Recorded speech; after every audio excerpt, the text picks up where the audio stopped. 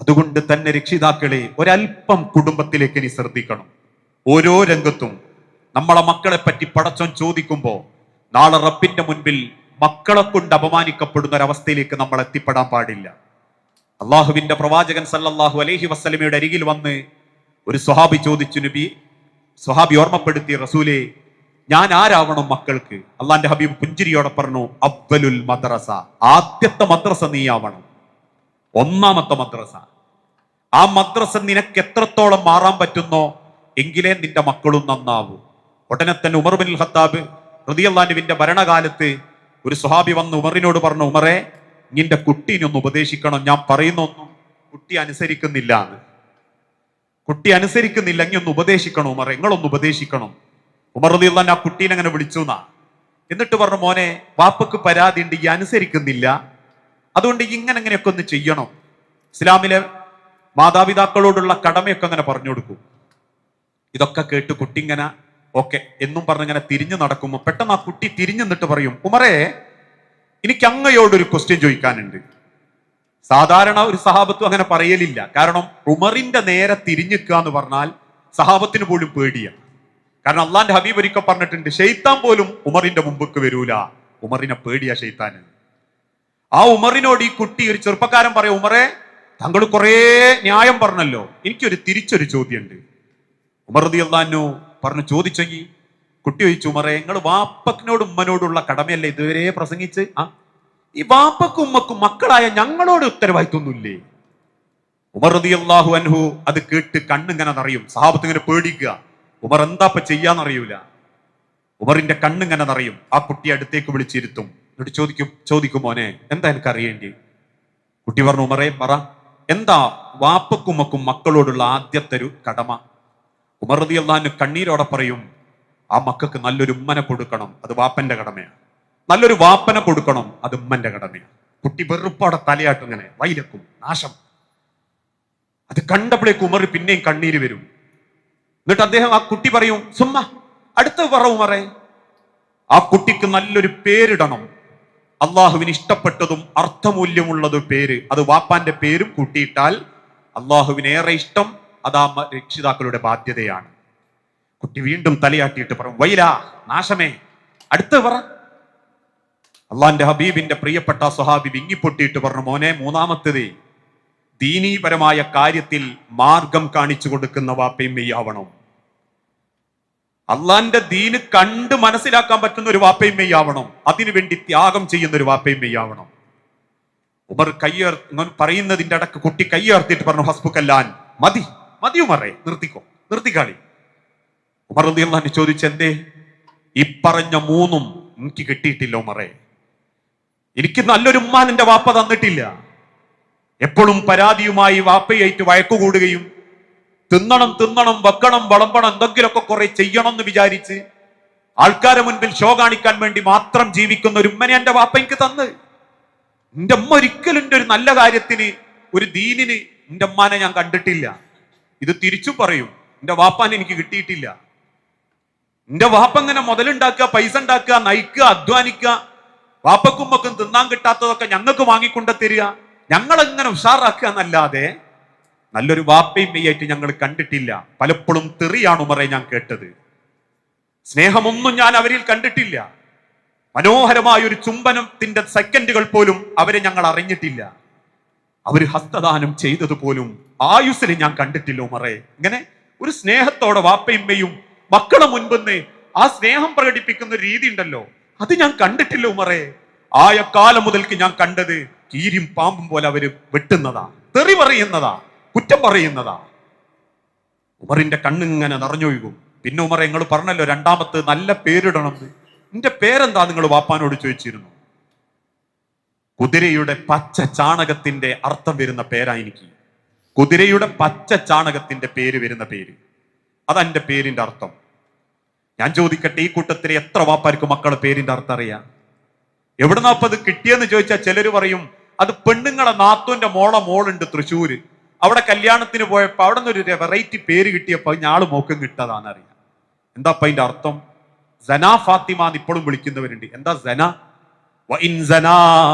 നിങ്ങൾ വ്യഭിചരിച്ചാലും, അള്ളാന്റെ ഹബീബ് പറഞ്ഞ വാക്കാണ്, വഇൻ സനാ, നിങ്ങൾ വ്യഭിചരിച്ചാലും, സനാ വ്യഭിചാരിണി. ചില ആൾക്കാരെ വിചാരം ഒരു ഫാത്തിമയോ ഒരു ആയിഷയോ ഒക്കെ ഫിറ്റ് ചെയ്താ അതൊരു വെറൈറ്റി ന്യൂ വേർഷൻ ആയി എന്നാ. എവിടുന്നെങ്കിലൊക്കെ പരിധി കിട്ടുന്ന ഒരു വാക്ക്. ഞാൻ കുറ്റപ്പെടുത്തല്ല കേട്ടോ, ഒന്ന് മനസ്സുകൊണ്ട് നിങ്ങൾ ചിന്തിച്ചു നോക്കി.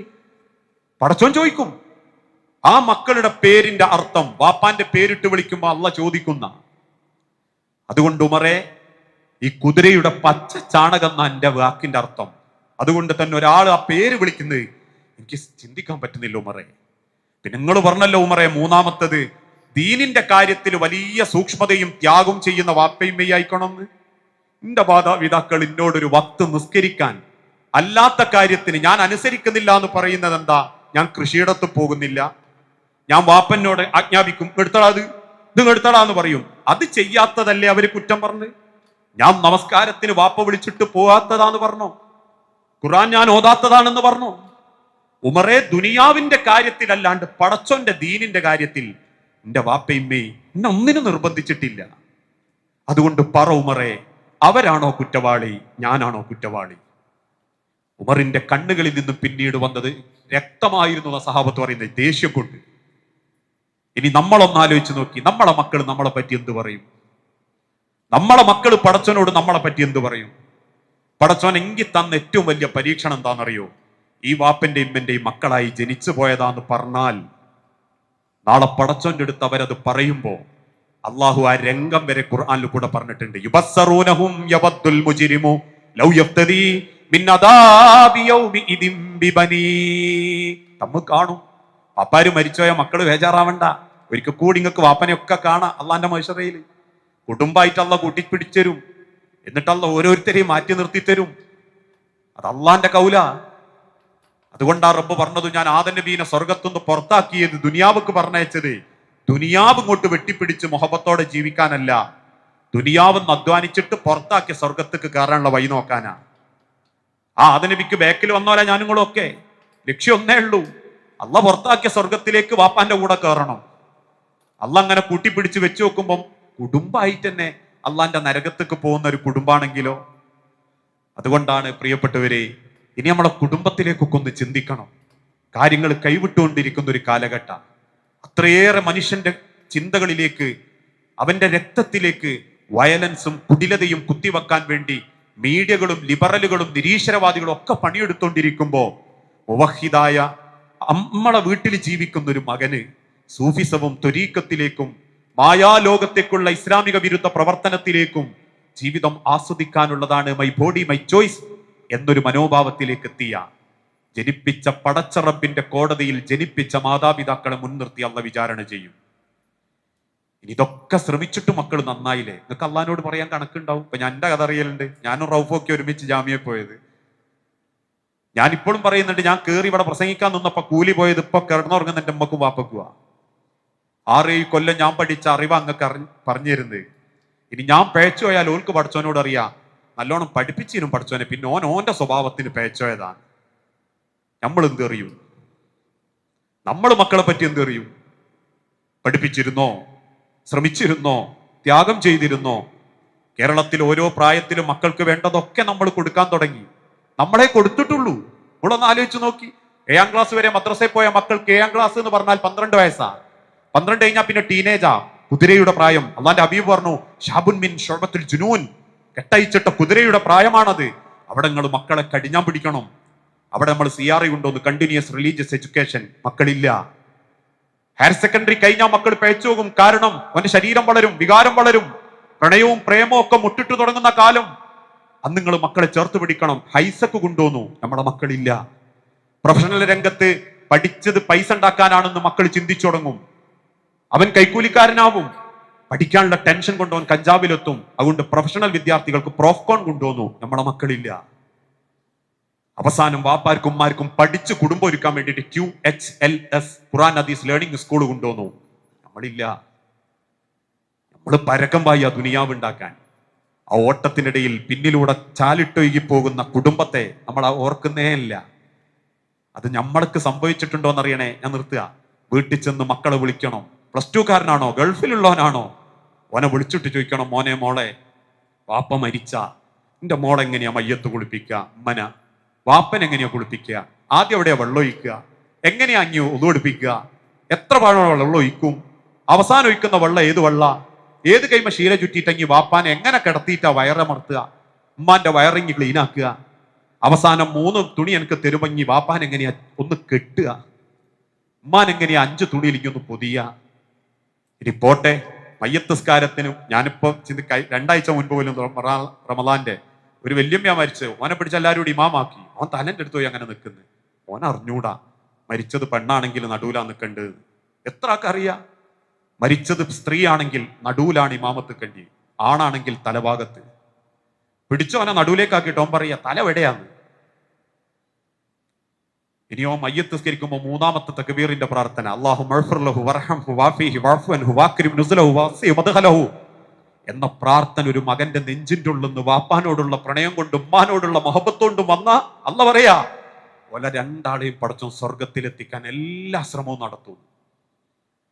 അത് സ്വന്തം വീട്ടിൽ നിന്ന് കിട്ടേണ്ട വാപ്പാർക്കുമാർക്ക് അത് കിട്ടാണ്ടായി പോയാ പ്രിയപ്പെട്ടവരെ, നമ്മളൊക്കെ ഏറെ ഖേദിക്കും അള്ളാന്റെ മുൻപിൽ. അതാ റസൂല് പറഞ്ഞതും, റസൂൽ പറഞ്ഞു എന്റെ ഉമ്മത്ത് അള്ളാന്റെ മുമ്പ് തലകുനിക്കുന്നത് അള്ളാഹ് വിശ്വസിച്ചു കൊടുത്ത കുടുംബത്തിന്റെ പേരിലായിരിക്കും.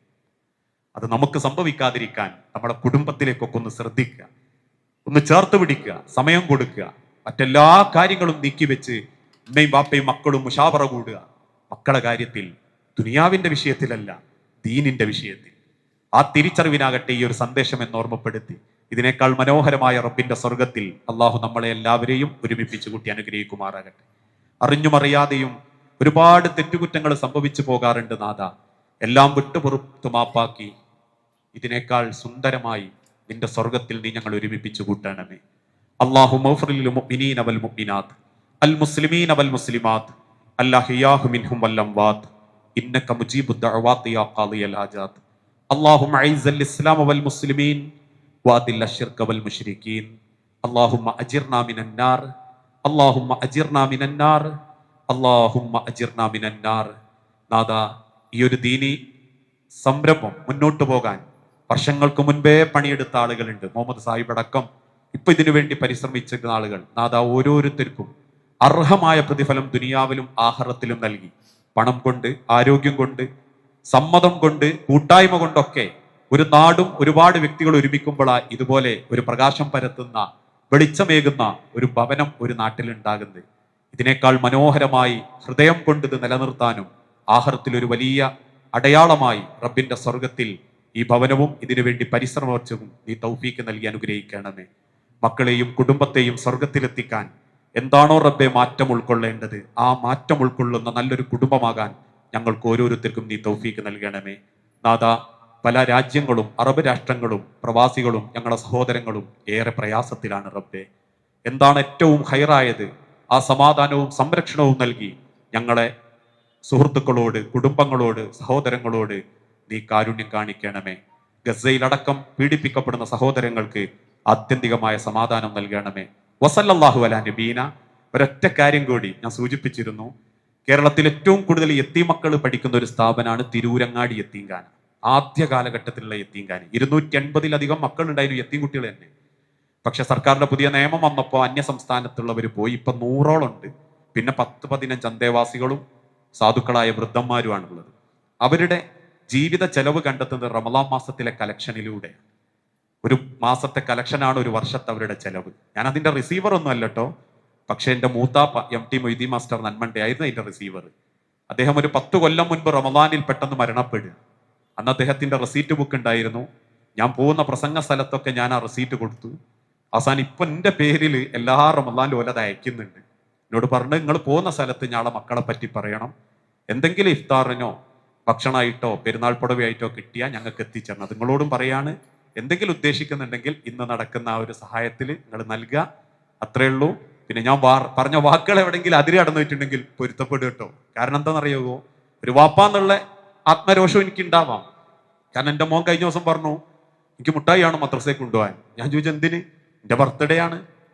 അപ്പൊ ഞാൻ പറഞ്ഞു, നമുക്കതില്ല, ഇസ്ലാമിൽ അതില്ല, അതുകൊണ്ട് നമുക്ക് വേണ്ട മോനെ എന്ന് പറഞ്ഞു. പറഞ്ഞു എന്നിട്ട് ഇപ്പൻ്റെ കൂടെ നടക്കുന്ന ഷമീർ കാക്കൻ്റെ മോനുണ്ടല്ലോ, അല്ലെങ്കിൽ നജീം കാക്കൻ്റെ മോൾക്ക് കൊടുത്തുക്കല്ലോ, എന്താ എപ്പൊക്ക് മാത്രം ഇതിലൊരു പ്രത്യേകത എന്ന് ചോദിച്ചാൽ മറ്റുള്ളവർ കാട്ടിക്കൂട്ടുന്ന വേരക്കേടുകൊണ്ട് നിന്റെ കുടുംബത്തിലെ ദീനും കൂടി ഇല്ലാണ്ടാകുക.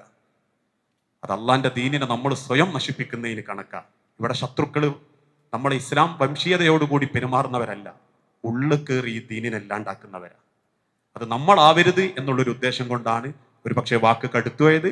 വസല്ലല്ലാഹു അലാ നബീന. അസ്സലാമു അലൈക്കും വറഹ്മത്തുള്ളാഹി വബറകാതുഹു.